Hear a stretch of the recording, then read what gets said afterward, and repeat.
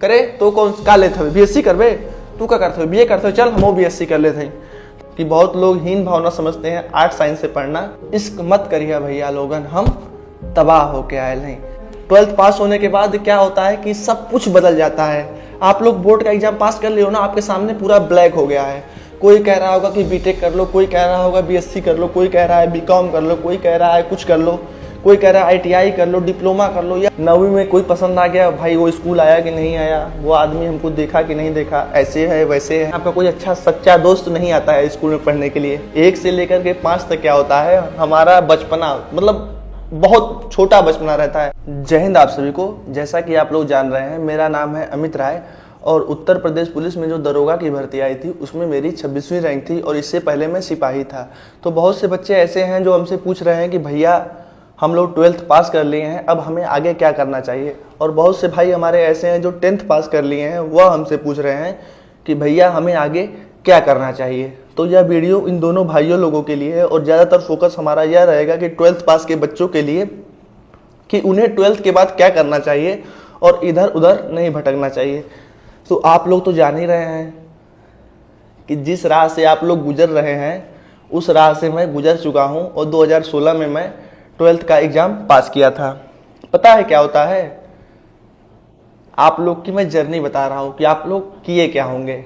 1 से लेकर के 5 तक क्या होता है, हमारा बचपना, मतलब बहुत छोटा बचपना रहता है जहां पर हम लोग को अपनी गलती के लिए सज़ा नहीं मिलती है। हम पेंसिल से लिखते हैं क्योंकि हमें वह सज़ा माफ़ हो जाती है, पेंसिल से हम लिखते हैं। तो हमारे यार दोस्त रहते हैं जिससे हम नंगू पंगू खेल रहे हैं और एक दूसरे के साथ लड़ाई कर रहे हैं, मिट्टी खा रहे हैं, यह सब चीज़ होती है 1 से 5 तक की। अब उसके बाद क्या होता है, कुछ बच्चों का स्कूल बदल जाता है जिससे कि वो 6 से 8 तक दूसरे स्कूल में चले जाते हैं। तो जब 6 से 8 तक वो दूसरे स्कूल में जाते हैं तो उनके नए दोस्त बनते हैं। अब उनके अंदर थोड़ा थोड़ा बुद्धि का विकास होने लगता है, उनको हर एक चीज़ थोड़ी थोड़ी समझ में आने लगती है कि क्या चीज़ सही है क्या चीज़ गलत है। और 1 से 5 तक जब हम रहते हैं तो हमें ज़्यादा चीज़ समझ में नहीं आती है, अपने हिसाब से हम लोग काम करते हैं। इतना चीज़ हो गया। अब जो मेन फोकस होता है जब लड़का 9 में जाता है, जैसा कि जब मैं 9 में गया था तो मुझे लगा कि मैं अब बड़ा हो गया हूँ, अब मैं बड़ा हो गया हूँ, मैं 9वीं में पढ़ रहा हूँ। ऐसा आप लोग को भी लगा होगा। 9वीं में पहले होता था आर्ट साइंस और साइंस साइड, अब तो 9-10 में हो गया है कि सब सब्जेक्ट पढ़ना है। ठीक है, अब हम लोग क्या होता है कि 9वीं में थोड़ा थोड़ा जवानी की तरफ अपना रुख बदल देते हैं और हो सकता है किसी के प्रति आपका अट्रैक्शन भी हो जाए। 9वीं में ही होता है या 9वीं या 10वीं में किसी के प्रति अट्रैक्शन हो जाता है। ठीक है, तो आदमी उसके पीछे भी परेशान हो जाता है। आगे 10th का बोर्ड भी रहता है, उसके लिए परेशान रहता है। अब आपके जीवन में धीरे धीरे परेशानियां आने लगती है। 8 तक तो आपको कोई दिक्कत नहीं रहती, खेलना कूदना यही सब चीज़ें हैं। अब 9वीं में कोई पसंद आ गया, भाई वो स्कूल आया कि नहीं आया, वो आदमी हमको देखा कि नहीं देखा, ऐसे है वैसे है, क्या चीज़ हम करें कि हम अच्छे लगे, यह सबके साथ होता है। ठीक है, 9वीं 10वीं में यह चीज़ हो गई। 10वीं का आप बोर्ड में एग्जाम दिए, आप अच्छे नंबर से पास हो गए। अब क्या होगा, जो 11th में या 12th में जब आप जाएंगे, 11th में जब जाएंगे तो आपको चुनना रहेगा कि आपको साइंस साइड से पढ़ना है कि आर्ट साइंस से पढ़ना है। तो मैं बता दूं कि बहुत लोग हीन भावना समझते हैं आर्ट साइंस से पढ़ना, पर अगर आप लोग आर्ट साइंस से पढ़ रहे हैं और आपको अच्छे से पढ़ाया जा रहा है तो निकट भविष्य में जो भर्तियाँ आएंगी, चाहे यूपी पीसीएस की हो, यूपीएससी की हो, या फिर यूपी पुलिस की हो, या यूपीएसआई की हो, एसएससी की हो, एसएससीसीएल की, कोई भी सरकारी नौकरी की भर्ती हो, वहाँ पर आर्ट साइंस के ही सब्जेक्ट ज़्यादा पूछे जाते हैं। ठीक है, तो यह हो गया। अब आप 11th और 12th में क्या होता है ना कि आप सोचते हो कि यार जल्दी से एग्ज़ाम ख़त्म हो, जल्दी से हम इस सब चीज़ों को छोड़ें और स्कूल जाना नहीं पड़े हमको। अभी कॉलेज में जाएंगे तो अपना मन मस्ती से जाएंगे, मन करेगा जाएंगे, मन करेंगे नहीं जाएंगे, वैसे तो हम बंधे हुए हैं। यह सब चीज़ें हो जाती हैं। अब क्या होता है कि जो आपके यार दोस्त रहते हैं उनसे आपकी बहुत अच्छी बॉन्डिंग हो जाती है। हो सकता है कि आप उसको एक दिन ना मिले तो आपको बुरा लग जाए या फिर आपको अच्छा ना लगे, उस दिन पूरा पूरा बेकार जाता है जिस दिन आपका कोई अच्छा सच्चा दोस्त नहीं आता है स्कूल में पढ़ने के लिए। ठीक है, तो यह सब चीज़ें होती हैं। अब क्या होता है, जब आपसे जो अट्रैक्शन हुआ है 9वीं 10वीं में 11वीं में 12वीं में, अगर वह पर्सन आपको मिल जाता है, वह पर्सन आपको मिल जाता है तो क्या होगा कि अगर आपके साथ लंबे समय तक रहा तो जब वह छोड़ कर जाएगा तो आप हो सकता है उस चीज़ को झेल ना पाओ, बार बार उस शख्स को भूल ना पाओ। पर यदि वह शख्स आपको रिजेक्ट कर देता है, तो वह समझ लीजिए कि आपके लिए बहुत ही अच्छी चीज़ है। और अर्ली एज में ब्रेकअप होना बहुत अच्छी चीज़ होती है कि आपको वह आदमी रिजेक्ट कर दिया, आप संभल गए। अगर आपको किसी ने रिजेक्ट किया या आपका अर्ली एज में ब्रेकअप हुआ और आप इमोशनली संभल गए, संभलने में तो समय लगेगा आप लोगों को, पर अगर आप लोग संभल गए तो जीवन भर मेरा यकीन मानिए कोई ऐसा पर्सन नहीं होगा जो आपके इमोशन को हिला सके। पहला वाला जो होता है ना अटैचमेंट, अगर वो झेल गए तो आपको कोई भी इंसान नहीं हिला सकता है। तो मैं तो यह मानता हूँ कि अर्ली एज में ब्रेकअप होना बहुत ज़रूरी है, आपके आने वाले जीवन के लिए भी और आपके कैरियर के लिए भी। ठीक है, यह हो गया। अब 12th हम पास हो गए। 12th पास होने के बाद क्या होता है कि सब कुछ बदल जाता है। आप लोग बोर्ड का एग्जाम पास कर लियो ना, आपके सामने पूरा ब्लैक हो गया है। कोई कह रहा होगा कि बीटेक कर लो, कोई कह रहा होगा बीएससी कर लो, कोई कह रहा है बीकॉम कर लो, कोई कह रहा है कुछ कर लो, कोई कह रहा है आईटीआई कर लो, डिप्लोमा कर लो। यह सब सारी चीज़ें आप लोग के सामने आ रही है कि हम करें तो करें क्या। आपके सामने पूरा ब्लैकआउट है। अब कुछ बच्चे पूछते हैं कि भैया हमको यूपी पुलिस में दरोगा बनना है, हमको सिपाही बनना है, तो हमारा परसेंटेज क्या होना चाहिए। तो मैं आप लोग से यह बात मोटे तौर पर कह रहा हूँ कि अगर आप लोग इंटर में चाहे 80% पाए हो, चाहे 40% पाए हो, चाहे भले एक सब्जेक्ट में फेल हो, अगर आपकी मार्कशीट पर पास लिखा है तो आप लोग वह फॉर्म अप्लाई कर सकते हो और नौकरी भी पा सकते हो। आपकी इंटर और 10th में कितने नंबर आते हैं इससे कोई महत्व नहीं पड़ता है। आपको बस एक एग्ज़ाम निकालना है। अगर एग्ज़ाम में आप पास हो गए यूपी पुलिस के या यूपी दरोगा के, तो आप लोग पास माने जाओगे चाहे कितना भी परसेंट पाए हो। इसका मोटा मोटा उदाहरण यह है कि मेरे साथ में एक दोस्त थे विशाल कुमार यादव भाई, वह इंटर में सिर्फ 56% नंबर पाए थे। और वह ऐसा लड़का था कि 56% नंबर पाने के बाद घर का इकलौता लड़का, माता पिता बहुत दुखी थे कि हमारा लड़का बड़ा परेशान हो। और ये क्या कैला कि रात में जा करके आर्केस्ट्रा देख रहा था।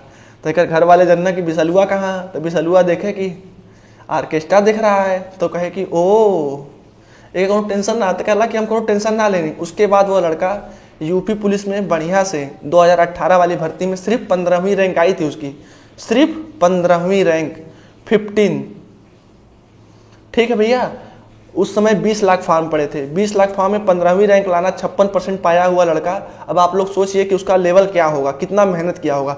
तो आप लोग जीवन में कभी भी कम बैक कर सकते हो। और क्या हुआ, दरोगा की भर्ती 2021 में उसकी 158वीं रैंक थी। ठीक है, तो यह चीज़ हो गई। तो आप लोग को यह मोटिवेशन लाइन बता रहा हूँ कि आप लोग कुछ भी आज से पहले जीवन में किए हो, आप लोग अभी से अगर मेहनत करोगे तो आप लोग कोई भी नौकरी पा सकते हो। नंबर का कोई महत्व नहीं है। आप लोग तो जान ही रहे हैं कि मनोज कुमार जो थे वो 12th फेल थे और उसके बाद वो आईपीएस बने और उनका कितना नाम हुआ। ठीक है, अब आ जाते हैं हम लोग मेन मुद्दे पर। यार दोस्त हो गए, प्यार हो गए। और प्यार के लिए मैं बस एक शायरी मारना चाहूँगा आप लोगों के लिए कि इन सब चक्कर में मत पड़ना, जीवन जीना अच्छे से। और एक बात यह है कि जेहर जायल चाहे ले दुनिया, जेहर जायल चाहे ले दुनिया, हम ऊ राह होके आयल हैं। तो इश्क मत करिए भैया लोगन, हम तबाह होके आयल हैं। कि नज़र से नज़र मिली और प्रेम का शुरुआत हुई, कुछ समझ ना पैबा रात दिन उनसे बात हुई, हो जइबा बर्बाद इश्क में एकर गवाह होके आयल हैं। तो इश्क मत करिए भैया लोगन, हम तबाह होके आयल हैं। तो यह चीज़ हो गई। अब सबसे पहले हमें क्या करना है, दो रास्ते हैं आप लोगों के पास। एक तो होगा कि जब आप लोग 12th पास किए होंगे तो इंट्रेंस एग्जाम आया होगा हर एक यूनिवर्सिटी का, चाहे बीएचयू हो गई, डीडीयू हो गई, इलाहाबाद यूनिवर्सिटी हो गई, अलीगढ़ मुस्लिम यूनिवर्सिटी हो गई, कानपुर सेंट्रल यूनिवर्सिटी हो गई, कोई भी यूनिवर्सिटी हो गई। आप लोग उसके इंट्रेंस को दे करके अच्छे नंबर पा करके आप लोग उसके कैंपस को ज्वाइन कर सकते हैं। इससे आप लोग को यह फ़ायदा होगा कि बीए, बीएससी या बीकॉम आप कर रहे हो जिस स्ट्रीम से, उस सब्जेक्ट में आप लोग को काफ़ी अच्छे से पढ़ाया जाएगा और इतने अच्छे से पढ़ाया जाएगा कि आप लोग उसके ज्ञाता हो जाएंगे। यह चीज़ हो गई। पर बाद में अगर आप लोग को कंपटीशन की तैयारी करनी है तो बाद में फिर क्या करेंगे, फिर पुरानी चीज़ें पढ़ेंगे, कंपटीशन वाली चीज़ें पढ़ेंगे, तो उस ज्ञान का कोई मतलब ही नहीं रह जाएगा। पर अगर आप लोग यूनिवर्सिटी से पढ़ रहे हैं तो उसका ज्ञान काबिले तारीफ होगा। जिस सब्जेक्ट में पढ़ेंगे उसमें आप लोग को अच्छी महारत हासिल होगी और इतना ज़्यादा आप लोगों से मेहनत करा दी जाएगी ना कि आप लोग सच में एकदम घोड़ा हो जाएंगे। यह चीज़ हो गई। पर उसके बाद आकर के फिर आप लोग को कंपटीशन की तैयारी करनी पड़ेगी, तो आपका यह समय जाया होगा। दूसरी चीज़, हमारे ऐसे लड़के, हम क्या किए भैया, गांव में अपना नाम लिखवाए मौज मौज में कि करे तो कौन का लेते हुए बीएससी करबे, तू क्या करते हो बीए करते हो, चल हम बीएससी कर लेते हैं। तो गांव में अपना नाम लिखवाए और गांव में ही क्या करेंगे आप लोग कि कोचिंग पकड़ लेंगे, कोई बढ़िया कोचिंग जो कंपटीशन की तैयारी कराती हो। आजकल तो यूट्यूब हो गया, लाइब्रेरी हो गई। आप लोग को जीवन का 5 घंटा देना है आज से, बाकी मौज मस्ती करते रहना है, पर 5 घंटा कम से कम 3 साल देना है। मैथ नोट कर लीजिए, हिंदी, रीजनिंग, साइंस और जियोग्राफी, हिस्ट्री, यह सब सब्जेक्ट हो गए। इन सब सब्जेक्टों की एक लिस्ट बना लेनी है और जिस चीज में आप जाना चाहते हो, एसएससी में जाना चाहते हो, यूपी पुलिस में जाना चाहते हो, यूपी एसआई में जाना चाहते हो, तो आप लोग उसी सब्जेक्ट के हिसाब से अपनी तैयारी शुरू कर दीजिए, ठीक है भैया। पर इन सब 5-6 सब्जेक्टों को आप पढ़ेंगे ना तो आपका एसएससी भी कवर हो जाएगा, रेलवे भी कवर हो जाएगा और यूपी एसआई और यूपी पुलिस भी कवर हो जाएगा, स्टेट के एग्जाम भी कवर हो जाएंगे। तो इससे क्या होगा कि जो आप 3 साल यूनिवर्सिटी में अपना वहां जाया करोगे, मतलब आपको तो आना इसी लाइन में है, आना तो इसी लाइन में है ना, तो आप लोग आराम से तैयारी करके जब तक आप लोग 18 साल या 21 साल के होगे, आपका इतना ज़्यादा पकड़ हो चुकी होगी इन सब सब्जेक्टों पर कि एग्जाम कभी भी ले लिया जाए आप लोगों से, कभी कुछ भी करा लिया जाए, आप लोग आराम से भर्ती निकाल लोगे। और एक बात, कम उम्र में नौकरी पाना बहुत ही अच्छी चीज़ होती है। अगर बुढ़ौती में तू मान जा प्रोफेसर बन गई 32 साल 33 साल में, तो तू क्या कर ले बतावा ना, जीवन का सारा मजा तुम्हारा बिगड़ जाएगा, जवानी खत्म होने के दहलीज पर आ जाएगी, क्या कर लोगे। मेरा क्या था, 20.5 साल की उम्र में सिपाही बन गए और 23.5 साल की उम्र में दरोगा बन गए, जीवन का काफ़ी अच्छे से एंजॉय कर लिए। अब आराम से मेरी 25 साल उम्र हो रही है, अब इस साल 26 साल पूरा हो जाएगा, तो मैंने काफ़ी ज़्यादा एंजॉय 5 साल 6 साल से कर लिया है, मुझे ज़्यादा दिक्कत नहीं है, अच्छे से लाइफ मेरी कट रही है। तो ऐसे आप लोग भी कर सकते हैं कि आराम से गांव के किसी स्कूल में नाम लिखवा लीजिए और बीए में ही नाम लिखवाइए मेरे हिसाब से, क्योंकि बीए में कम मेहनत है। आप लोग आराम से लास्ट के 2 महीना पढ़ के भी 40%, 45%, 50% नंबर पा के बस पास हो जाओ, ग्रेजुएशन की डिग्री आपके हाथ में हो जाए और कुछ नहीं मतलब है। बाकी मेन फोकस आपका कंपटीशन पर रहना चाहिए। कंपटीशन की आप तैयारी किए आराम से, जैसे भर्ती है वैसे फॉर्म भरे, पेपर दिए, उसके बाद तुरंत नौकरी पा गए। अब बताइए, हम गांव से बीएससी किए हैं, दरोगा हैं, पर ऐसा कोई यूनिवर्सिटी का बच्चा नहीं है, चाहे कोई भी यूपी पुलिस का एस्पिरेंट नहीं है, चाहे यूपी एसआई नहीं, जो हमको ना जानता हो। इसीलिए क्योंकि मैं सफल हूं और मैं आज आप लोग को बात बता रहा हूं, तो आप लोग भी उस चीज़ को फॉलो करेंगे, ठीक है। अब इस वीडियो के मेन उद्देश्य पर हम लोग आ जा रहे हैं कि इसका निष्कर्ष क्या निकला। निष्कर्ष यह है कि आप लोग यदि गवर्नमेंट एग्जाम की तैयारी करना चाह रहे हो तो गांव के स्कूल में नाम लिखवा लो अपना, किसी में भी, और ज़्यादातर बीएम लिखवाओगे ज़्यादा फायदा रहेगा। उसके बाद अपने गांव की लाइब्रेरी को ज्वाइन कर लो 5 से 6 घंटा के लिए, मैथ, हिंदी, रीजनिंग, साइंस और जियोग्राफी, हिस्ट्री और ये पॉलिटी, संविधान पर फोकस करिए। हर सब्जेक्ट को थोड़ा थोड़ा समय दीजिए। आप लोग कैसे जानेंगे कि हमें क्या पढ़ना है, तो आप लोग जो भी एग्जाम हो रहा है, चाहे एसएससी का हो रहा है, चाहे रेलवे का हो रहा है, चाहे यूपी पुलिस, यूपी एसआई का हो रहा है, उन सबको उठा करके देखेंगे, समझेंगे कि कौन सा क्वेश्चन कैसे पूछा जा रहा है, उसी हिसाब से अपनी तैयारी करेंगे। और जब तक 3 साल में जो यूनिवर्सिटी में पढ़ रहा है या फिर इधर उधर भटक रहा है, तब तक आपकी इतनी ज़्यादा पकड़ हो जाएगी कि जैसे आप एलिजिबल होंगे या 18 साल के या 21 साल के होंगे, कोई भी भर्ती आएगी आप तुरंत उसमें पेपर को निकाल करके नौकरी पा जाएंगे। और मेरी माँ ने मुझको सिखाया है कि सरकारी नौकरी चाहे 1 रुपए की हो चाहे 10 रुपए की हो, सरकारी नौकरी होती है, ठीक है। तो यह चीज़ हो गई। तो आप लोग को उम्मीद करता हूँ कि ये सब सारी चीज़ें समझ में आ गई होगी। और यार जो बचपन के यार दोस्त होते हैं ना, वो कभी नहीं भूलते हैं। मेरे साथ क्या हुआ था कि आज से अभी 6 महीना पहले मैं मुगलसराय स्टेशन में जा रहा था। मेरा एक दोस्त जो मेरे साथ 12th में पढ़ा हुआ था, वह मुझको मिला, कहा कि अरे अमितवा तू कहाँ। हम कहे कि अरे तू कहाँ। कहा कि अब हम जाते हैं कमाए और घर का स्थिति सही ना रही, अब हम जाते हैं बंगलोर। तो मैं यह सोचा कि यह भी स्थिति आ सकती है, किसी के साथ भी आ सकती है अगर आप लोग नौकरी नहीं पाते हो तो, ठीक है। समय के साथ साथ एंजॉय करिए। अगर आप लोग के घर की परिस्थिति सही में सही नहीं है तो आप लोग बच्चों को कोचिंग भी पढ़ा सकते हैं, जिससे आप अपना खर्च और घर का भी कुछ खर्च चला सकते हैं। और पढ़ाई छोड़ने की भूल कभी मत करना, क्योंकि जो यह 18 साल से लेकर के, मैं तो कहूँगा 16 साल से लेकर के 25 साल की उम्र होती है, यही कैरियर बनाने और बिगाड़ने की होती है। और यही उम्र वह होती है जहाँ पर आदमी किसी ना किसी को पसंद करने लगता है और उसके पीछे दीवाना हो जाता है। तो हर एक चीज़ समझ के करिएगा।